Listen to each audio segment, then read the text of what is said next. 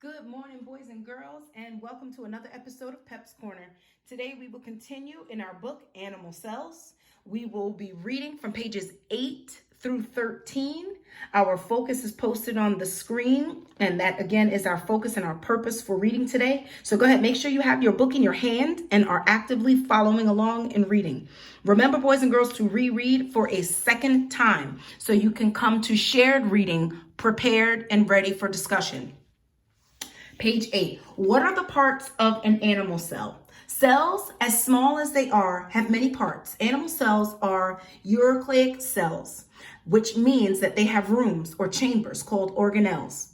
It helps to think of organelles in terms of the organs in the human body. For example, a human being has a heart, lungs, liver, and kidneys. Each of those organs does a job to keep the body healthy.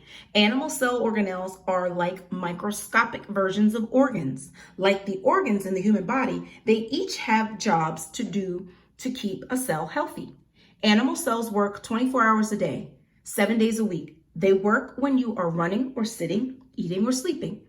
The work cells do happens in organelles. Let's take a closer look at the different parts of an animal cell and what jobs they do.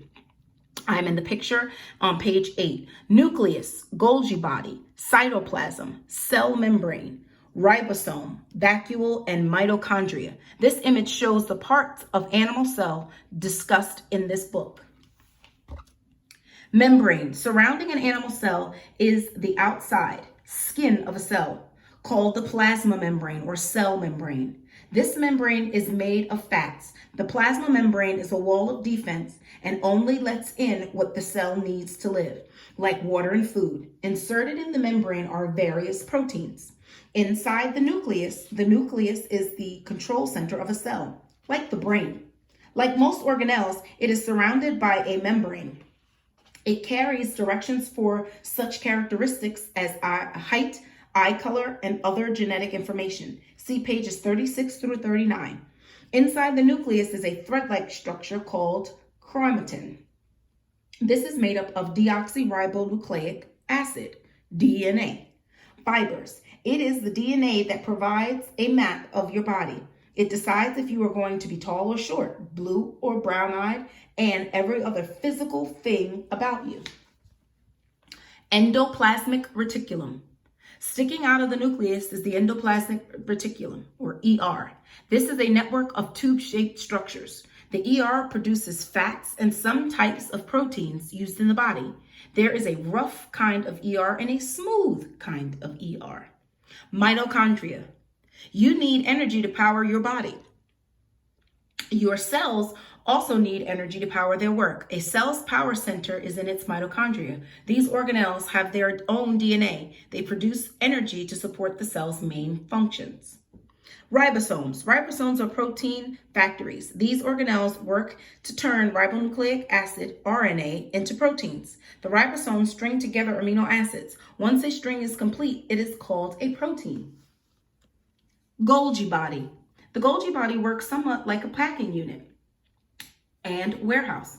Proteins and carbohydrates, sugars and starches, enter the Golgi body. They are covered in thin membranes and sorted into packages. The Golgi body addresses each package by putting a chemical message in the membrane that tells where the protein and carbohydrates should be sent. Scientist spotlight. Camillo Golgi. Born in Corteno, Italy, Camillo Golgi, 1843 to 1926, was a doctor and scientist with an interest in the working of cells. Today, we know Golgi as the man who identified the Golgi body and cells. However, Golgi's greatest work was on the nervous system, for which he won the Nobel Prize in 1906. You might find it strange that Golgi, who ran hospitals and worked in medical labs, never actually practiced as a doctor. Lysosomes. Your stomach helps your body take in nutrients. Nutrients are substances that help your body grow and stay healthy. Lysosomes are organelles that are like human stomachs. Among other functions, they digest the nutrients that are delivered to a cell. Lysosomes contain chemical substances called enzymes, which work like the digestive juices in your stomach. Cytoplasm.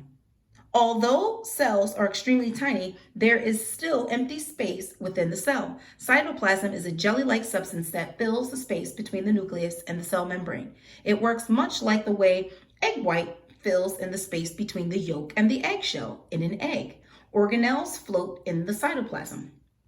I am in that caption on page 12, the little white circle that says food enters a cell and is immediately wrapped up and moved around the cell. A lysosome takes the food and digests it. Page 13, vacuoles. Vacuoles also float in cytoplasm. They are pockets containing mostly water that store cell food. When a cell produces protein or food, it stores it in a vacuole, just like you would store a sandwich in a plastic bag. Organelles also put trash in vacuoles. Cell trash includes broken parts, poisons, and even extra water the cell does not need. To take out the trash, the vacuole moves to the cell membrane and pushes. The membrane opens, the vacuole opens, and the garbage spills out of the cell. The membrane and vacuole seal themselves up again and get back to work. How are organelles and the body organs alike? Animal cells are like the animals they come from, that they form. They eat, use energy from food, and take in water. The organelles work like body organs. In some ways, they are more efficient and better organized than humans. When cells are done with something, they immediately get rid of the waste they make. And the little white caption, it says the cells in this kangaroo have the same organelles that your cells do.